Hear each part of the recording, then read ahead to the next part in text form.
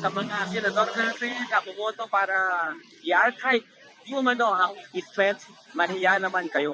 Mahiya kayo sa taong bayan, mahiya kayo sa mga Pilipino na nagbabayad ng quiz dahil ang ginawa ninyo ay pagpasura sa panawagan at accountability.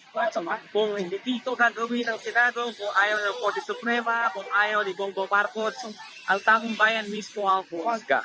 Dahil tuloy po ang laban para sa katotohanan at pananagutan. Kaya ang ginawa ng Senado ay mitya para sa mas marami pang protesta. Ngayon po ay indignation protest natin. Next week sa Martes tayo ay susubod sa Supreme Court. Babantayan natin ang in-bank session ng Supreme Court.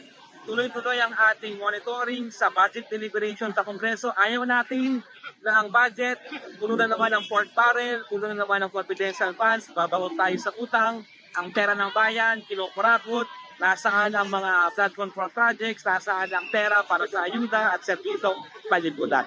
Kaya ay kung nangyari kagabi sa Senado, ay lalong magpapagalit sa taong bayan. At ang ibig sabihin ng ito talagang bulok ang ating sistema.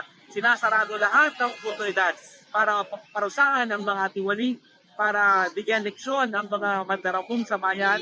Kaya anong gagawin ng taong bayan? Parang napakahirap parusahan ang mga magnanakaw. Kaya tuloy po ang ating laban.